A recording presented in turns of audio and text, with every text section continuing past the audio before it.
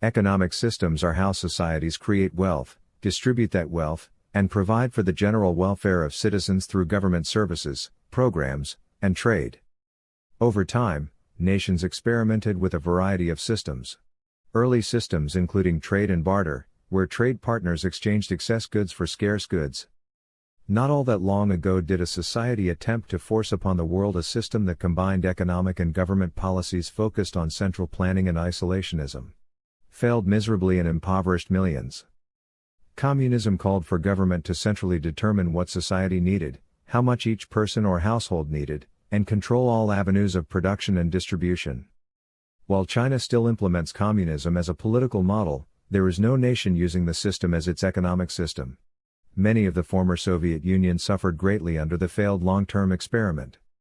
The predominant economic models in our current era involve free market capitalism and socialism, where some nations blend concepts of both, using markets to create wealth and government to distribute it. There is push from the fringe left to push for greater presence of socialism in our society in place of free market capitalism, despite the clear benefits and contributions free market capitalism provided America. Capitalism is the economic system involving the use of markets in determining what is produced, how much is produced, and the cost based on the actions and behaviors of market participants. Free market capitalism involves the limiting of government involvement in the markets, allowing consumers and producers to engage to decide economic solutions that best fit societal needs.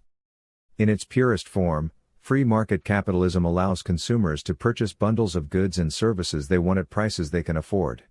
Again, in its purest form. How that works is supply of these goods and services seeks a natural balance with respective demand.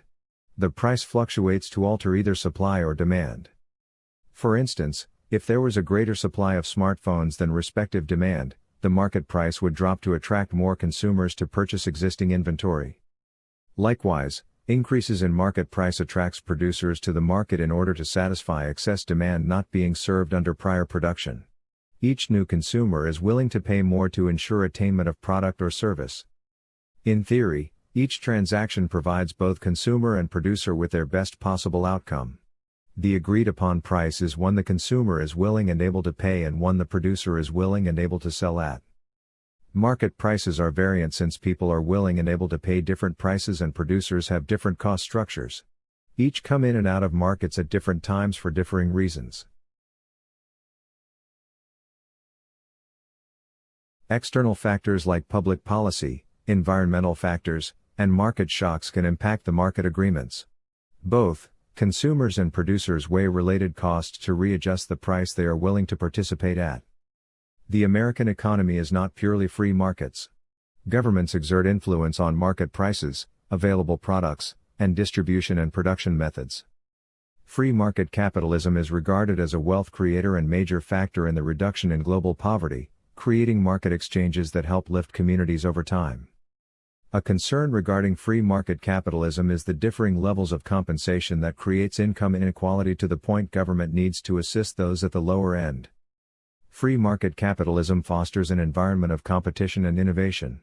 In a healthy market, consumers enjoy choice of who to buy products from. Producers can choose what market segment to sell to.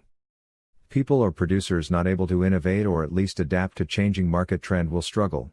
This is a self-regulating aspect of free markets that can be troubling for some. The idea that some person or business can fail by no direct fault of their own can be a troubling idea for some people. The growing complexity of markets creates additional obstacles. Some on the left of center feel that socialism is a friendlier alternative to free market capitalism. A system where government is involved in facilitating the economy, somewhere short of communism.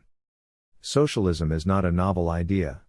Marxists prescribe socialism as the first step on the path towards communism. Not a partisan trope, but actual ideal in early Marxist theory. The idea is that government can better facilitate what is produced and how it's distributed than markets is the basis for socialism. Many agree that integrating economic and political systems is troubling. Once government controls economic distribution, it inherently gains control of the political will of the people as well. People fear behaving in manners that can disrupt their financial outcomes. Socialism is sometimes referred to as communism light. Communism has explicit government control of everyday life. Under socialism, Government gains control over the individual gradually. Pure socialist economies are a rarity for a reason. The clear and obvious case studies for socialism can be found in the nations of South America, where corruption and violence are common. Many on the fringe left-view Scandinavian nations are examples, but those economies are not pure socialist economies. They ingrain socialist principles, but still rely on markets and outside sources of support. Wealth creation is overall low in socialist economy. The general idea is to foster a society where incomes are generally equal. People remain close together in regard to take-home pay.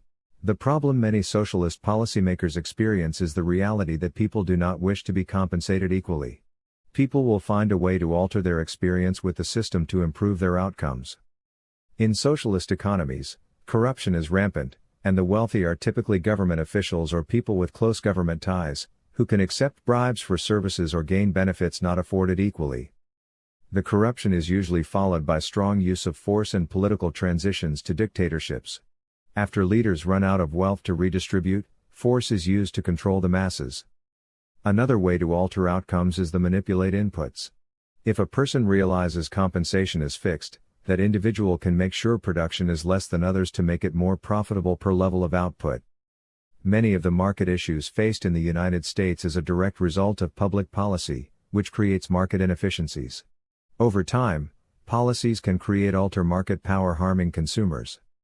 Regulations made to help consumers at times create barriers to entry that reduce consumer choice, raise market prices, and foster established corporate giants able to fend off competition.